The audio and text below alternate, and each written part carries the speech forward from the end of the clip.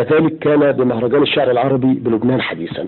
طبعا لابد أن تحدثنا عن هذه الرحلة، كيف تم الإعداد لها، برضو مدرسة النهضة الأدبية الحديثة، هذا الكيان الذي يعد جامعة أدبية للمبدعين العرب، فماذا عن هذا الموضوع المهم؟ صدقت دكتور شوقي، أولا شاكر للتنويه عن هذا الأمر. بالنسبة لمهرجان الشعر العربي في لبنان، هو كان البداية الفعلية أو الانطلاقة الفعلية القوية لتأسيس وإنشاء مدرسة النهضة الأدبية الحديثة وترسيخ أهدافها، لأن حضرتك ظهرت بعض منابر متوسطة الأداء في العلوم والآداب والفنون لم تكن لترقى لروح الهائم في إبداع الحياة. ظهرت أفكار مدرسة النهضة الأدبية الحديثة لمؤسسها محمد عبد العزيز شميس، وصدقنا دكتور التاريخ سوف يذكر شميس بأحرف من نور، لأنه أسس وأبدع أهداف لمدرسة النهضة الأدبية الحديثة اللي نادت بالحفاظ على الموروث الثقافي بعيدا عن الصراع في جذور والتأثر والتأثير، مكملة للمزج ما بين المدارس الأدبية والمستحدث في الأدب المقارن. جاءت المدرسة اللي تنادي على للحفاظ على الموروث الثقافي، ولا لإجبار الشاعر ولا الكاتب على كتابة معينة لشكلا وموضوعا أو مضمونا، طالما انه يراعي فيها الذوق العام. نعم، الذوق العام والفن يعني وده من خلال حضرتك الرؤية والمعايشة والانفعال الصادق في التعبير والتحرير من خلال فلسفة إبداعية. احنا عملنا حضرتك نظمنا في القاهرة في مكتبة الزاوية الحمراء أول منتدى لمدرسة النهضة الأدبية الحديثة، والإسماعيلية وحضرتك سجلت فيه وأذعت على قناة الصعيد.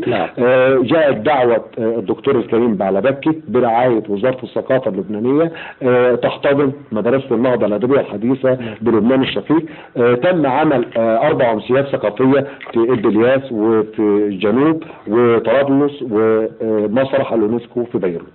كانت أحدثت حراكا ثقافيا وأدبيا على مستوى الوطن العربي. انت كان من عند حضرتك من مصر محمد عبد العزيز شميس، حرم الشعراء عبد الفتاح شحاتة، والنيل الأزرق كان سعد الكولي. ودول حضرتك الألقاب اللي خدوها من الشعراء العرب، هزوا أركان لبنان بشعرهم.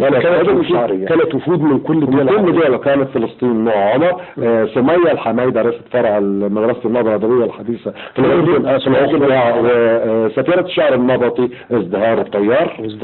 نعم، رئيسة فرع مدرسة النهضة بالعراق الدكتورة سمية الناصر. وكان حضرتك رفعت شميس رئيس فرع مدرسة النهضة الأدبية الحديثة في سوريا، سفيرة السلام دكتورة إخلاص غصة، والإعلامي الزميل ليا وحضرتك الدكتور داوود أبو شعرة، ده شاعر وأديب وكاتب ومعد برامج في التلفزيون السوري. دول حضرتك اللي هم بالنسبة للبنانيين كان الدكتور عبد الكريم بعلبكي، كان ياسمين شموري ساحرة الكلمة اللبنانية، الياسمين المسلمين أباني، والأديبة هدى غازي دي حضرتك فراشة الشعر اللبناني، والدكتور محمد جبريل كروان الشعر في لبنان.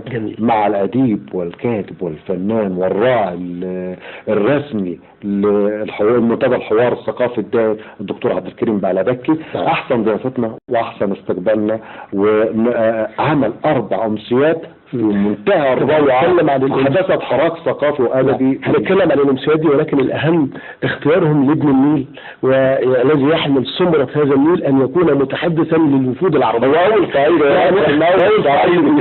يعني دلالة اختيار حضرتك كمتحدث باسم الوفود العربية. هو حضرتك أنا تربطني علاقة صداقة قوية كانت على مواقع التواصل، وصارت أخوة ما بينه وما بين مؤسس مدرسة النهضة الأدبية الحديثة، وطرح فكرة وأهداف مدرسة النهضة الأدبية. ظلنا سنة أنا وهو، وكان دكتور عبد الكريم بعلبكي، كان الشاعر عبد الفتاح شحاتة وسعد الخولي، وناقشنا كل الأهداف وقررناها، وبدأ التدشين الفعلي وبدأ التأسيس حتى صارت مدرسة النهضة الأدبية الحديثة بالوطن العربي، لها فروع في الوطن العربي كله: تونس، الجزائر، المغرب، فلسطين، الأردن، العراق، يعني المشرق والمغرب. المشرق والمغرب. نعم.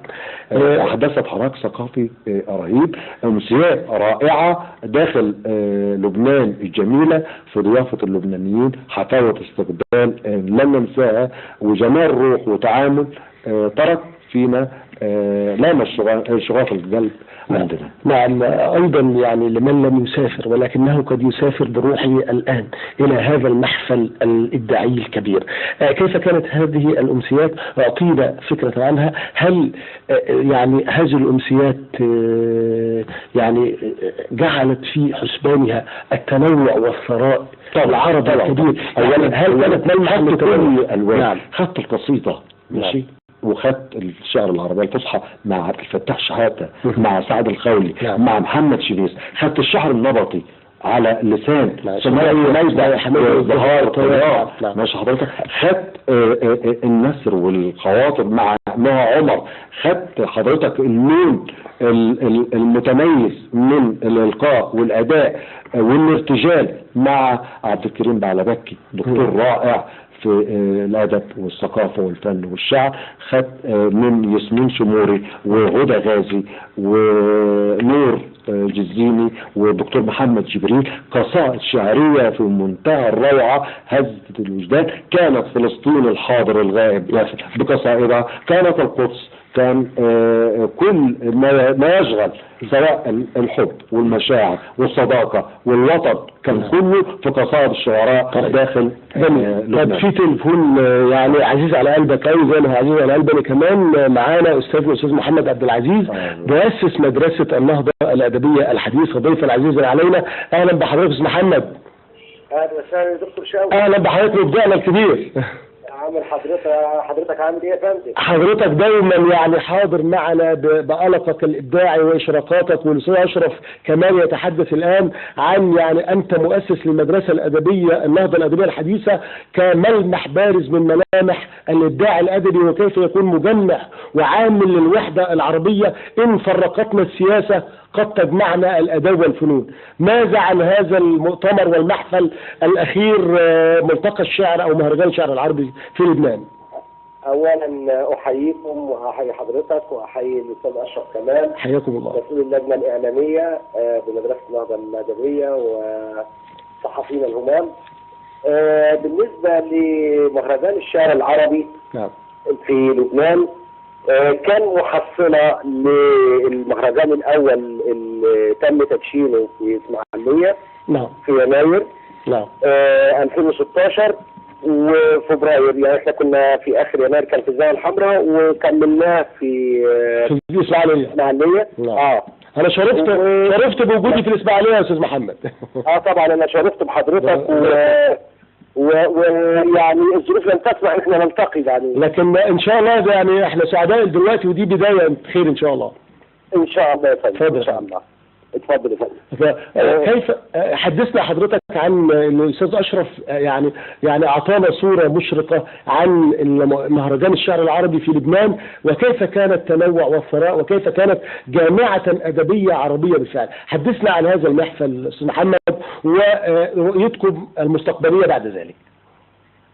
والله حضرتك يعني نقدر نتكلم عن ان مهرجان الشعر العربي في لبنان يعني أثمر بخطوات ناجحة جدا. وظهر استعداد عند الشعراء العرب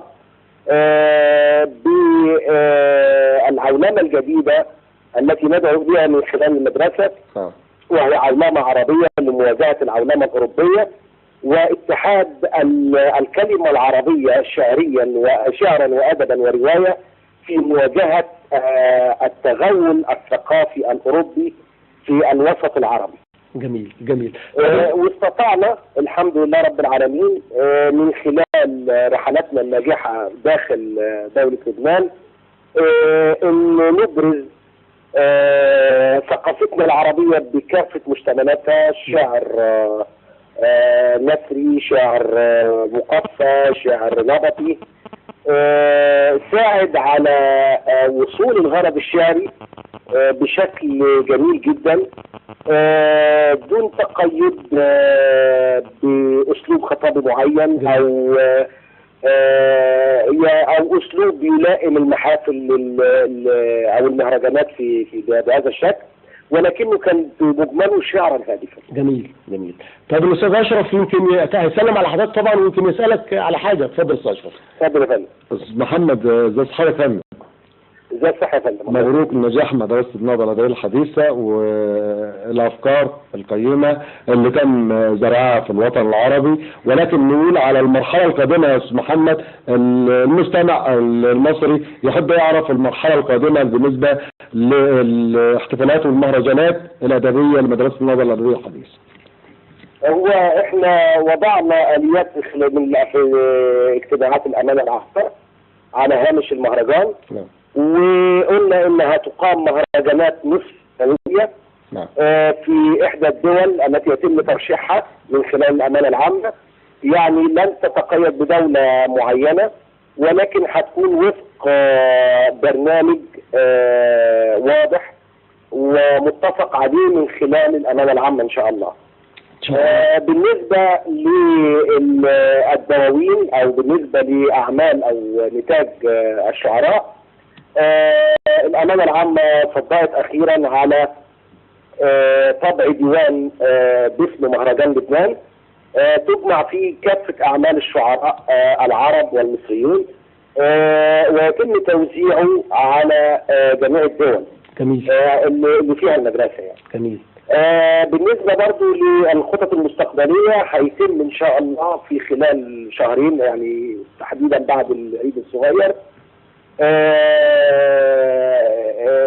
ترخيص لمجلة باسم المدرسة ان شاء الله في مصر، وسيتم توزيعها ايضا على جميع الدول العربية المشاركة بالمدرسة. هايل.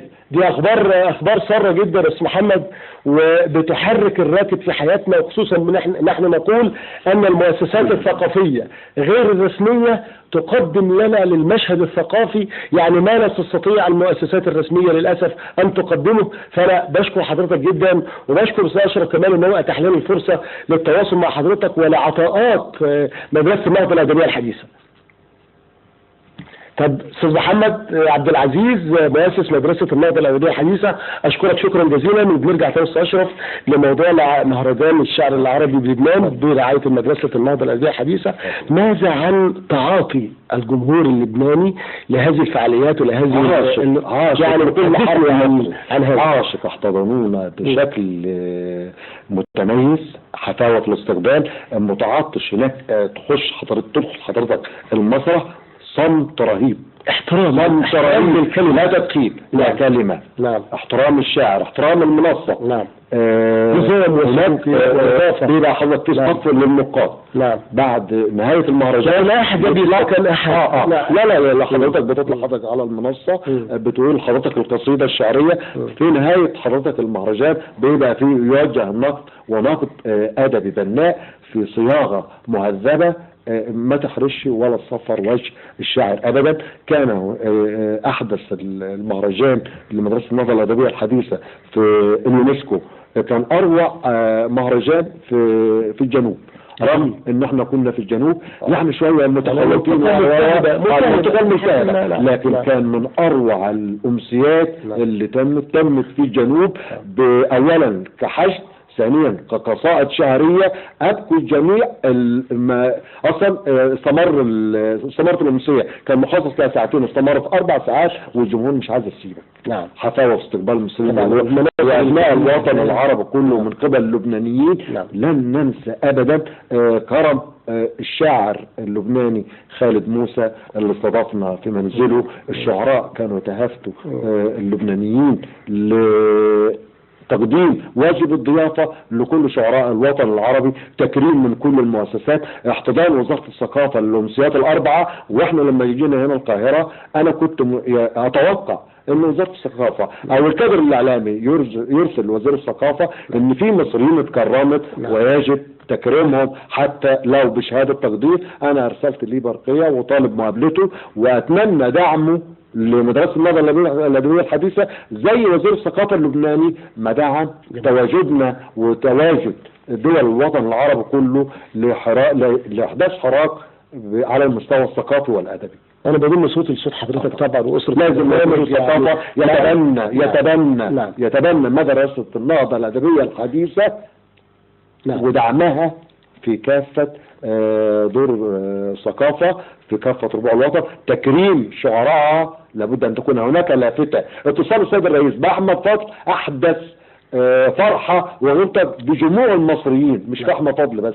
كان على وزير الثقافه ان يتصل بشعراء مدارس النهضه المصريين على وجه الخصوص وتكريمهم زي ما كرمهم من قبل وزاره الثقافه اللبنانيه. نعم، ده طبعا تمام. انت حضرتك ألمحت الى الجنوب اللبناني، نحن هنا في الجنوب، وانا وانت قلوبنا جنوبية يعني، وانا قلبي جنوبي. ماذا عن يعني هذه التجربة هنا في المنيا؟ كل ما يقول يجب ان تكون هناك، كما ألمحت انا، مؤسسات ثقافية غير رسمية. يعني ما احوجنا الى صالون ثقافي كبير هنا في المنيا، الى محافل ابداعية. تجربة النهضة الادبية الحديثة، هل من الممكن استاذ اشرف انت وكتيبة الموجودين معك في النهضة الادبية الحديثة ان تكون هناك تجربة لصالون ثقافي ثقافية هنا في المنيا؟ قريت الافكار يا دكتور، وبجد انا اقسم بالله ان الحلقة ما اتكلمتش مع حضرتك في هذا الامر، ولكن تم الاتفاق مع الاقصر واسوان، النوبة، المنيا، خط الصعيد كله. المهرجان القادم بعد قرار من الأمانة العامة، سواء هيكون في الأردن أو لبنان أو سوريا، المهرجان اللي لما مصر هيجي عليها الدور، الأربع منتديات هتكون في صعيد مصر، وللأسف الشديد هي بدعم من أعضاء مدرسة النهضة الأدبية الحديثة، وليس دعما من وزارة الثقافة أو من قصور الثقافة. تم الاتفاق إنه يتعمل أمسية ثقافية كبرى لشعراء الوطن العربي بالمنيا، وأخرى بهنا، وأخرى بالأقصر، وأخرى بالنوبة وأسوان. هيتم الحجز والإقامة من ميزانية أو الجيوب الخاصة لأعضاء مدرسة النهضة الأدبية الحديثة. أتمنى وزير الثقافة إذا أنت هيجيب جمع وشمل وقامات شعرية من الوطن العربي تحتضنهم مصر، لابد من دعم، حتى لو دعم معنوي، انك تحضر، انك تشارك، انك تكرم. جميل، ده مطلوب. انا ما بنتقدش وزير الثقافة، انا برجوه والتمس منه انه يحتضن مدرسة النهضة الأدبية الحديثة زي ما وزير الثقافة اللبناني احتضن من صلب شعراء الوطن العربي كله. احنا اصحاب حضارة ضاربة في جذور التاريخ، لابد ان تكون في المقدمة. نعم، وانا طبعا سعيد بهذا الطرح وبهذا الرأي الأشرف، واقول لك الحمد لله على السلامة، مبروك التكريم، وان شاء الله دي تتحول الى منظومة عمل في هنا من اجل الابداع والمبدعين في المنيا.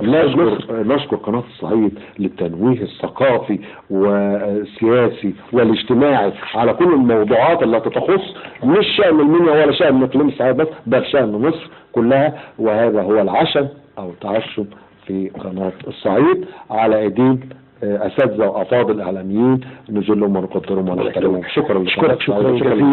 شكرا جزيلا على هذا اللقاء، والشكر موصول لكم مشاهدينا الكرام على طيب المتابعه. اسمحوا لي ان احمل تحيات الاستاذ وائل مختار رئيس تحرير البرنامج والمخرج المتميز مظهر الخشتي، وتحياتي دكتور شاوي السباعي. شكرا لكم والى اللقاء.